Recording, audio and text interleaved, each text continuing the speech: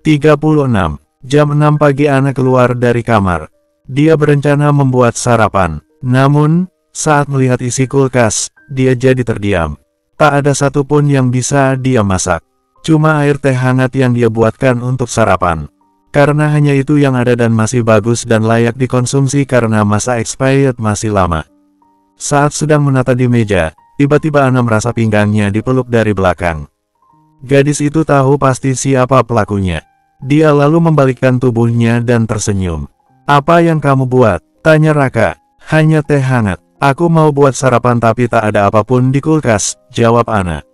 "Nanti kita ke supermarket. Kamu bisa beli apapun yang kau mau untuk dimasak," balas Raka. "Untuk apa kita belanja, Mas?" tanya Ana. "Buat stok di sini," jawab Raka. "Mas, kita tak boleh satu atap sebelum nikah. Aku hanya satu malam ini aja menginap di sini," balas Ana. "Kalau kamu tak mau satu atap, aku tidur di apartemen lain, tapi kamu tetap di sini dengan Chelsea. Aku hanya main di sini, dan saat waktunya tidur aku pulang. Tapi kalau aku ngantuk berat, tetap menginap," ujar Raka. "Sama aja itu kamu dan aku tinggal satu atap. Apa kata orang-orang jika melihatnya?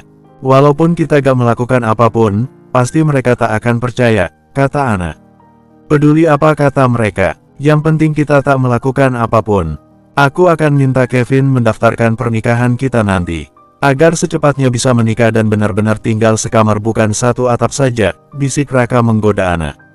"Mas, pikirannya ke kamar aja," ujar Ana dengan wajah memerah. Raka yang melihat itu makin gemes dengannya, dia makin mempererat pelukannya. Pria itu mengecup bibir Ana dengan lembut. Saat ingin melakukan hal lebih, ada seseorang memukul pahanya. "Lepaskan Mami." "Papi mau apakan Mami?" tanya Chelsea. Raka langsung melepaskan pelukannya di pinggang Ana. Gadis itu tampak malu dengan wajah makin memerah seperti kepiting rebus. Chelsea berkacak pinggang menatap tajam ke arah papinya. Dia kembali memukul Raka. "Kenapa papi dipukul?" "Papi cuma menolong Mami. Makanya papi peluk, bukan buat diapa-apain," seru Raka. "Kalau papi mau mukul Mami, aku akan balas," ucap Chelsea. Ana tersenyum melihat tingkah bocah itu. Dia lalu menunduk untuk menyamakan tinggi. "Sayang, papi pegang pinggang Mami. Bukan mau dipukul. Itu karena Mami mau jatuh," ucap Ana berbohong. Chelsea langsung mengecup pipi Ana berulang kali dan terakhir bibir gadis itu dengan lembutnya. Raka menatapnya tanpa kedip. "Papi boleh juga ya mencium pipi Mami?" tanya Raka. "Tak boleh. Mami hanya punyaku," ucap Chelsea dengan memeluk leher Ana. Gadis itu lalu menggendongnya dan berdiri. Membalas mengecup pipi mungil bocah itu. Raka mendekati Ana yang sedang menggendong Chelsea dan memeluk keduanya sekaligus, dengan sesekali mengecup pipi Ana dan putrinya. Saat ketiganya sedang berpelukan, Kevin masuk. Dia membawa sarapan dan juga pakaian untuk kedua wanita yang dicintai Raka itu. "Maaf, Pak, saya mengganggu," ucap Kevin merasa tak enak hati karena masuk di saat yang tidak tepat. Raka lalu melepaskan pelukannya. Dia tersenyum pada asistennya itu. "Letakkan aja di atas meja makan sarapannya. Kamu sarapanlah, aku mau mandi dulu," ucap Raka. Dia lalu memandangi Ana. Baru dia sadar jika gadis itu hanya memakai baju kaos yang dia berikan tadi malam sehingga paha putih dan mulusnya terekspos. Pria itu tentu saja tak rela jika Kevin melihatnya. Jika dulu mantan istrinya suka berpakaian minim, dia tak pernah melarang. Justru kadang merasa bangga memiliki istri seksi. Namun, sekarang tak akan dia biarkan pria manapun melihat keseksian tubuh wanitanya. Hanya dirinya yang boleh melihat. Karena tak ingin pria lain jadi terobsesi ingin memiliki wanitanya. Raka lalu mendekati Ana yang berjalan menuju dapur dengan Chelsea masih dalam gendongan sehingga bajunya juga ikutan naik. "Ana, apa kamu tak sadar? Lihat pakaian kamu. Segera masuk kamar, sayang," bisik Raka. Chelsea hanya menyipitkan matanya melihat sang papi yang berbisik dengan maminya. Ana lalu melihat tubuhnya dan baru menyadari baju apa yang dia pakai. Pantas Kevin berjalan dengan menunduk saat melewati dirinya ketika akan ke dapur. Ana langsung berjalan dengan cepat menuju ke kamar. Dia merasa malu, takut Kevin berpikir yang bukan-bukan. Apalagi dia memakai baju kaos milik Raka. Raka lalu mengambil baju yang dibelikan Kevin dan memberikan pada gadis itu ke kamar. Dia juga memberikan baju Chelsea. "Sayang, mandi dulu," Setelah itu kita ke sekolah dan Mami kerja, ucap Anna. Nanti pulang sekolah aku ke tempat kerja Mami, tanya Chelsea. Iya, sayang, jawab Anna. Hori, aku sudah punya Mami beneran. Nanti aku akan katakan pada temanku jika aku punya Mami yang cantik. Jauh lebih cantik dari Mami mereka yang pernah mengejek aku, seru Chelsea. Sayang, tak boleh marah dan berkelahi sama teman. Jika mereka ada salah, maafkan saja. Kecuali kalau mereka memukul, kamu harus mengadu dengan guru atau Mami, balas Anna. Baik, Mi, jawab Chelsea. Anna lalu mengajak bocah itu ke kamar mandi. Dia memandikan Chelsea dan memakaikan bajunya. Setelah itu barulah Anna mandi. Setelah berpakaian rapi, barulah kedua wanita itu keluar. Ternyata Raka telah menunggu dan telah berpakaian rapi. Mereka sarapan berempat dengan Kevin. Tak ada yang bersuara, hanya sesekali suara terdengar dari mulut putrinya. Setelah sarapan selesai, mereka segera berangkat. Sampai di sekolah Chelsea, Anna mengantarnya hingga ke gerbang. Setelah bocah itu masuk dan guru menyambutnya barulah dia kembali ke mobil. Kevin melajukan mobil dengan kecepatan sedang menuju kantor. Sampai di kantor Anna segera turun dan tak menunggu Raka. Tadi dia sudah mengatakan pada pria itu jika mereka berjalan masing-masing saja dulu. Belum saatnya teman satu kantornya tahu tentang hubungannya dengan Raka. Gadis itu tak mau jadi bahan gosip. Anna berjalan dengan santai menuju meja kerjanya. Dari kejauhan dia melihat Meida telah duduk di kursi kebesarannya. Melihat kehadiran sahabatnya, gadis itu berdiri dan menyusul Anna. Lama benar datangnya, mentang-mentang dekat dengan Pak Bos, ucap Meida. Dia sedikit menyeret langkah gadis itu agar secepatnya sampai ke meja kerja. Sebenarnya Meida sudah tak sabar ingin mendengar cerita temannya itu. Apa yang Pak Raka katakan saat makan malam? Tanya Meida dengan tak sabar. Anna jadi tersenyum melihat tingkah sahabatnya itu. Jangan senyum-senyum saja, katakan cepat. Aku dari malam gak tidur mikirin ini, ucap Meida selanjutnya. Aku dilamar Pak Raka, bisik Anna ke telinga sahabatnya itu. Apa, kamu dilamar Pak Bos? Seru Meida dengan suara besar karena terkejut. Hal itu membuat mereka jadi pusat perhatian. Apalagi suara Meida mengucapkan itu jelas terdengar. Anna memukul dahinya melihat tingkah sahabatnya itu. Bersambung, 37. Anna terpaksa memberikan senyuman pada semua karyawan yang ada di lantai itu. Wajahnya sangat memerah karena malu dan tak tahu harus berkata apa. Salah satu teman mereka lalu berdiri. Hebat, setahun bekerja sudah bisa jadi ibu bos, ucap karyawati yang bernama Oci itu. Mungkin hampir semua karyawan di sini tahu jika wanita itu tidak menyukai kehadiran Anna. Apalagi sejak pertama kerja hingga saat ini, setahun telah berlalu, dia selalu menjadi pusat perhatian para pria sehingga membuat wanita lain menjadi cemburu, terutama Oci. Emang kenapa? Orang Pak Bos yang melamar. Seru Meida, jadi sengaja pamer, tapi apa itu benar bukan halu? Tanya Ipa teman akrabnya Oci. Anna menutup mulut sahabatnya itu saat ingin melawan ucapan Oci selanjutnya. Maaf kalau terganggu dengan ucapan Meida. Jangan didengar ya, ujar Anna. Oci dan Ipa langsung misuh-misuh sendiri. Dia sepertinya mencibir pada Anna dan Meida. Dia lalu meminta Meida untuk kembali bekerja.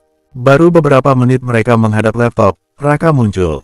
Semua karyawan kembali melirik sambil pura-pura bekerja. Anna yang sedang berkonsentrasi tak menyadari kedatangan Raka. Meida yang memberi kode dengan menyenggol lengannya justru dimarahin. Apalagi, Meida, kerja, jangan ngobrol aja, ucapnya Anna dengan tatapan masih di layar laptop. Anna, panggil Raka dengan suara lembut. Hal itu membuat karyawan terutama yang wanita jadi iri. Suara lembut Pak Bos baru mereka dengar hari ini. Anna yang mendengar namanya dipanggil langsung mengangkat kepalanya. Dia tersenyum menyadari siapa yang telah menyebut namanya. Ya, Mas, seru Anna. Suara Anna yang memanggil Raka dengan sebutan Mas membuat hampir seluruh karyawan wanita jadi terkejut hingga membuat mulut mereka terbuka. Anna yang menyadari salah memanggil nama, langsung menutup mulutnya. Dia lalu menatap ke karyawan yang lain. Tinggalkan pekerjaan itu, biar Meida yang selesaikan. Kita jemput Chelsea, ajak Raka. Anna kembali memandangi karyawan lainnya. Mereka semua menunduk saat ini. Seperti yang ketakutan. Mungkin semua baru percaya jika gadis itu memang ada hubungan dengan sang bos setelah melihat sendiri Raka menghampirinya. Anna lalu berdiri dan pamit dengan sahabatnya Meida. Sebenarnya dia malu, Takut mereka berpikir yang bukan-bukan. Maaf ya, aku titip kerjaan lagi, ucap Ana. Tenang, tenagaku super, bisa aku selesaikan semua, asal Pak Raka tidak lupa saja bonusnya, ucap Meida dengan tersenyum. Itu bisa diatur, jawab Raka dengan suara datar. Ana berjalan menghampiri atasannya itu. Tanpa diduga pria itu langsung meraih tangannya dan menggenggamnya. Membuat karyawan yang melihat jadi makin terkejut. Tak menyangka jika sang bos bisa langsung bucin dengan Ana. Mas, lepaskan tanganku. Malu dilihat karyawan, ucap Ana pelan. Bukannya menjawab atau melepaskan tangannya, justru dia makin mempererat genggaman tangannya. Ana tak bisa berkata apa-apa lagi. Mereka pergi ke sekolah Chelsea. Sampai di sekolah, Ana langsung berjalan menuju gerbang. Bocah itu sudah menunggu di samping sang guru. Melihat kedatangan Ana, dia tampak bahagia.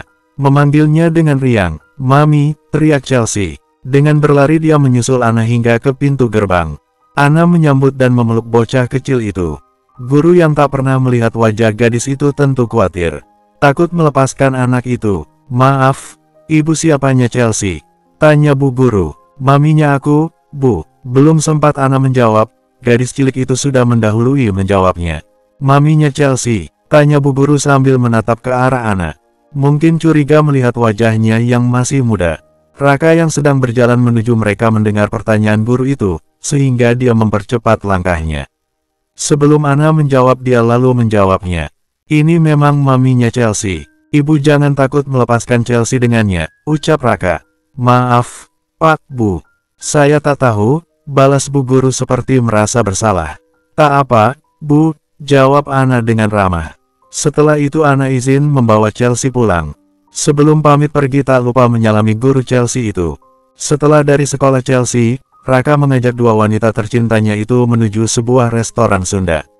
Dia ingin makan masakan kampung.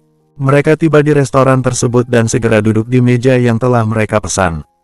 Ana melirik sekeliling, merasa betah dengan dekorasi tradisional yang hangat dan ramah.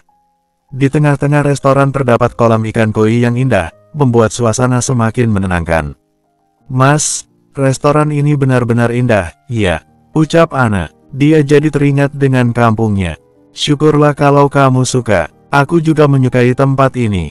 Apalagi suasana yang tenang, cocok untuk makan siang dengan keluarga," ujar Raka. "Papi, lihat ikan-ikan ini. Lucu banget," tunjuk Chelsea pada kolam ikan. "Iya, sayang. Mereka cantik ya. Nanti setelah makan, Papi temani kamu kasih makanan ikan." Chelsea tersenyum senang, tak sabar menunggu momen memberi makan ikan-ikan yang cerah di kolam. Pelayan dengan ramah datang dan memberikan menu pada mereka. "Ini menu yang tersedia di restoran kami hari ini. Kami memiliki hidangan khas Sunda seperti nasi liwet, ikan bakar, dan sayur asem. Juga ada olahan ayam seperti ayam goreng, ayam bakar, dan ayam penyet." "Terima kasih. Kami akan memesan beberapa hidangan khas Sunda, termasuk nasi liwet dan ikan bakar." "Oh, dan jangan lupa pesan semua menu favorit kamu dan Chelsea," ucap Raka. "Aku mau nasi liwet, Papi. Dan juga ikan bakar," jawab Chelsea. "Baik, sayang. Nanti Papi pesan semuanya ya." "Kamu mau apa, An?" tanya Raka dengan lembutnya. "Pesananku samakan saja dengan Chelsea, Mas," jawab Ana. "Baiklah." Setelah memesan, mereka menunggu dengan sabar. Raka mencoba menghibur Chelsea dengan bercerita, agar bocah itu tak bosan menunggu. Mereka bertiga berbagi bermacam cerita. Beberapa saat kemudian, hidangan-hidangan yang mereka pesan datang. Aroma yang menggugah selera segera menyelimuti meja mereka. "Wah, kelihatannya lezat sekali, Mas," ucap Ana. "Ikan bakarnya wangi," ujar Chelsea. "Ayo, mari makan. Perut Papi sudah lapar," kata Raka. Mereka menikmati makan siang dengan penuh sukacita. Ana dan Raka berbagi makanan mereka, membantu Chelsea ketika dia tidak bisa mengambil makanannya sendiri. Ana telah menawari untuk disuapin, tapi bocah itu tak mau. Dia ingin makan sendiri. Chelsea pun berusaha makan dengan rapi dan menunjukkan keceriaannya. "Makanannya enak banget, Mi," celoteh Chelsea. "Tulang ikan sudah terlebih dahulu Ana buang sehingga dia tak kesulitan untuk makan." "Iya, sayang. Kalau kamu suka makan di sini, nanti Papi akan sering bawa kamu makan di tempat ini," balas Raka. Mungkin ini nantinya bisa jadi tempat favorit keluarga kita untuk makan siang bersama, ujar Raka selanjutnya. Ana mengangguk setuju dan tersenyum. Setelah makan, mereka menikmati hidangan penutup, es campur yang segar. Memem, rasanya manis sekali, Papi. Aku suka es campurnya, ucap Chelsea dengan riang. Papi juga suka, sayang. Apalagi saat cuaca panas begini, es campur jadi lebih menyegarkan. Mereka berbincang-bincang dan bersenda gurau sambil menikmati es campur yang menyegarkan. Ana merasa sangat bahagia, dia baru merasakan arti keluarga sebenarnya. Setelah selesai, mereka berkemas dan bersiap-siap meninggalkan restoran. Raka menggendong putrinya yang tampak mengantuk. Mungkin karena kekenyangan, di sampingnya berjalan Ana. Pria itu memeluk pinggangnya. Saat mereka baru menginjakan kaki di halaman restoran, terdengar seseorang memanggil nama Raka. Pria itu mencoba mencari asal suara. Saat melihat siapa orang yang telah menyebut namanya, dia tampak sangat terkejut. Bersambung 38. Raka, panggil seorang wanita. Seorang wanita tinggi langsing dan berkulit putih, berpakaian seksi berjalan mendekati mereka. Ana menatap wanita sambil tersenyum. Berpikir mungkin itu salah seorang temannya atau rekan bisnis Raka. Saat wanita itu telah berada telat di hadapan mereka, dia langsung memeluk Raka. Tapi pria itu menghindarinya. Ana memandang dengan heran dan bertanya dalam hati siapa wanita itu. Apa kabar, Beb? Tanya wanita itu dengan tersenyum. Seperti yang kamu lihat, aku baik. Bahkan sangat baik, jawab Raka. Tangan pria itu masih terus menggenggam tangan Ana. Sehingga mata wanita yang ada di hadapannya memandangi. Aku kangen kamu dan anak kita, ucap wanita itu. Ana sangat terkejut mendengar ucapannya. Dalam hatinya berkata, jadi ini ibu kandungnya Chelsea. Mata bocah itu terbuka dan menatap maminya. Sayang, kamu bangun. Sini sama mami. Mami kangen, nak, ucap wanita yang bernama Kartika itu. Dia ingin meraih Chelsea, tapi bocah itu mengelak dan memeluk leher Raka dengan erat. Maaf Kartika, Chelsea sudah melupakan kamu. Dia pasti takut, ucap Raka. Raka lalu berjalan dengan tetap menggandeng tangan Ana. Dia tak menggubris kehadiran mantan istrinya itu. Namun, ternyata Kartika tak tinggal diam. Dia mengikuti langkah mereka. Tunggu Raka, kau tak bisa melakukan ini padaku. Chelsea juga putriku, seru Kartika dengan suara sedikit keras. Di tempat parkir yang sedikit sunyi, Raka baru menghentikan langkahnya. Mungkin dia tak mau menjadi pusat perhatian jika tadi tetap di halaman depan restoran. Raka menatap sinis ke arah wanita itu. Ana menjadi serba salah berada di antara mereka. Baru sekarang kau menyadari jika memiliki seorang putri. Kemana saja selama 3 tahun ini? Tanya Raka dengan suara ketus. Wanita itu tampak menunduk, sepertinya menahan air mata agar tak tumpah, atau sedang memikirkan kata apa yang tepat untuk menjawab pertanyaan Raka. Raka, dari awal aku sudah katakan, jika aku menyesal telah melakukan semua itu. Aku ingin kamu memberikan aku satu kesempatan untuk membuktikan jika kemarin-kemarin itu aku hilaf. Tapi kamu tak mau pernah mendengar pembelaanku, kamu tetap saja ingin kita berpisah, ucap Kartika dengan suara lembut. Raka tertawa mendengar ucapan istrinya. Putrinya kembali terbangun. Chelsea lalu memandangi wajah ibu kandungnya itu. Alasan klise, jika sudah ketahuan, mengatakan hilaf dan ingin berubah. Kenapa sebelum melakukan kesalahan itu tak dipikirkan dulu akibatnya? Seru Raka. Raka, manusia itu tak ada yang sempurna. Kemanapun kamu mencarinya tak akan pernah dapat, ucap Kartika. Aku telah mendapatkannya, walau tidak sempurna tapi nyaris sempurna. Wanita yang ada di sampingku ini bukti nyatanya, jawab Raka.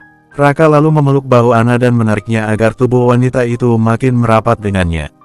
Kartika lalu menatap dengan intens ke arah wanita itu, memandangi dari ujung rambut hingga kaki. Dia istrimu? Tanya Kartika. Raka menjawab dengan anggukan kepalanya. Hal itu membuat Ana cukup terkejut. Dalam hati bertanya kenapa pria itu berbohong.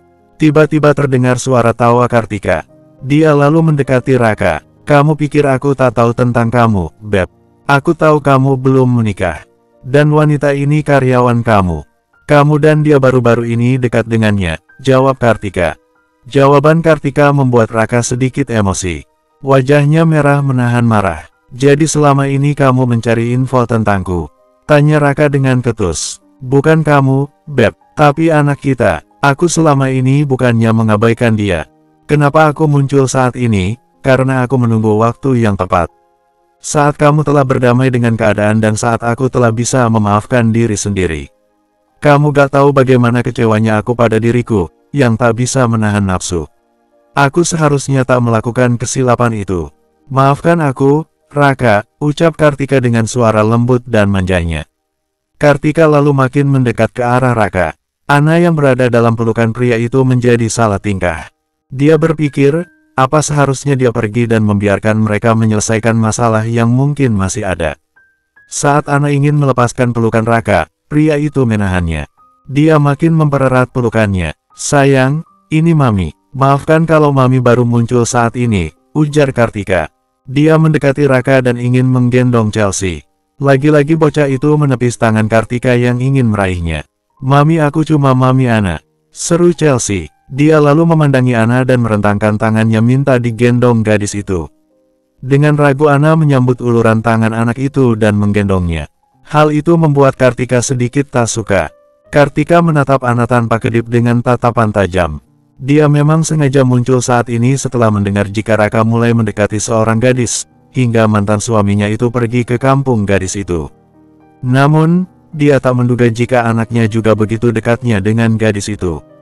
Dalam hatinya tak bisa terima. Dia harus bisa meyakinkan Raka jika dia lebih pantas bersamanya. Ana, bawa Chelsea masuk ke mobil. Ini kuncinya. Aku perlu bicara sebentar dengan Kartika, ucap Raka. Baik, Mas, ucap Ana. Ana berjalan menuju mobil dan membuka pintunya. Dia menghidupkan mesin mobil agar AC bisa nyala. Di dalam dia menunggu berdua dengan Chelsea. Katakan dengan cepat dan segera, apa sebenarnya maksud kedatanganmu lagi? Kamu pasti membuntutiku, tanya Raka. Raka, aku dengar kamu sedang dekat dengan gadis itu. Sebelum kamu melangkah lebih jauh, aku ingin mengatakan, apakah tidak sebaiknya kamu pikirkan lagi? Seorang anak lebih baik hidup dan dibesarkan oleh orang tua kandung mereka. Aku janji tidak akan pernah melakukan kesalahan yang sama lagi. Jika perlu kamu gaji seseorang untuk mengawasiku jika nanti kita bersama lagi, ucap Kartika. Tapi sayang, aku sudah mempersiapkan pernikahan kami. Dan aku tak pernah berniat kembali denganmu. Kamu lihat sendiri, jika Chelsea lebih mau dengan Ana dari kamu, jawab Raka. Itu karena dia belum terbiasa lagi denganku. Aku mohon Raka pikirkanlah semua ini. Jika bukan aku alasan utama kita kembali, tapi coba pikirkan putri kita. Dia seharusnya hidup berdampingan dengan kedua orang tuanya. Apapun yang kamu katakan dan inginkan, akan aku lakukan, asal kita bisa bersama lagi, balas Kartika mencoba merayu. Maaf, Kartika, aku tak suka memungut sesuatu yang telah aku buang. Dan pantang bagiku menjilat ludah sendiri. Lagi pula, selingkuh itu penyakit. Suatu hari pasti akan kembali. Selingkuh itu dilakukan dengan sadar bukan hilaf, ucap Raka. Setelah mengatakan itu, dia berjalan meninggalkan wanita itu. Bersambung.